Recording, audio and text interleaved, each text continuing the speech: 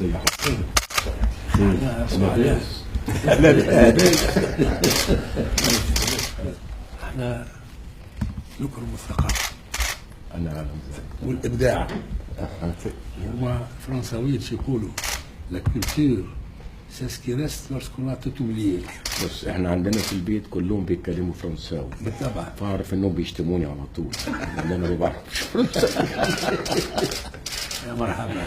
كيف على كل حال أنت تعرف تخاطب الشعوب، ربنا وهذا يحفظك. الأصل. ربنا يحفظك. وهو الإنسان إذا كان يطلب المولى إلى موهبة يعطيها له هي ملكة الإقناع، ونحن ناقصين بالإقناع.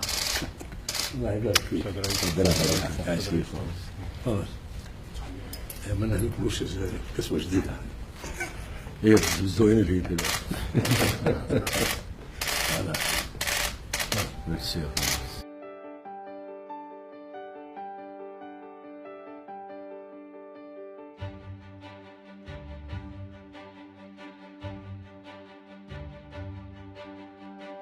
أسمع عنك وأنا أعرفك في مصر كثيرا. يعني ولكن احنا من شبابنا الصغير، لان احنا توا في احنا علاقاتنا مع مصر في السينما ما كانش عندنا شيء على السينما. توا احنا اليوم عندنا خمسينية بتاع يعني تعطي ايام قرطاج سينمائي، لكن قبل احنا من الوردة البيضاء من يعني هذاك الواحد اللي كنا فيه وعبد الوهاب ممنوع الحب. وممنوع الحب إسماعيل ياسين. اسماعيل ياسين. أنا كنت قاعد مع الرئيس بوتفليقة، ايوه. فكان عامل لي غدا الحقيقة، ما تعمليش غدا ولا حاجة. ف كلمني عن إسماعيل ياسين. شوف قد إيه الفن جميل. بالطبع. من فضلك هذاك اللي يبقى في علاقاتنا. يعني احنا في التلفزيون حضرتك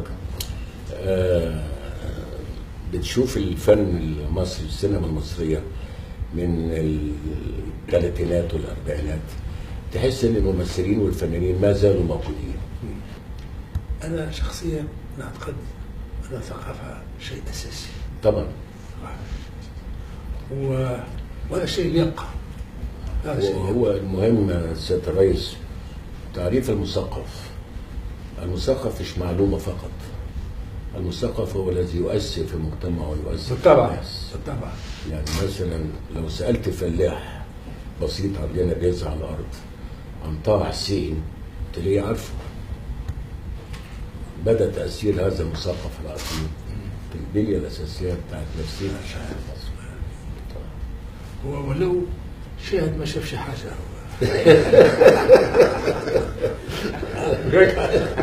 لكن هي أحكي لسيادتك المشهد بتاع المحكمة. طبعت فالدنيا يحيى الرئيس. قال له واحد. بشكر السيد الرئيس القائد سيبسي على هذا التكريم وهذا الوسام الرفيع الذي سوف أعتز به طول عمري. وبشكر أيضا الشعب التونسي، هذا الشعب الجميل المحب للثقافة والآداب والفنون. والحمد لله أن القاهرة ما زالت هي مصدر إشعاع فني خاصة للإخوة التوانسة.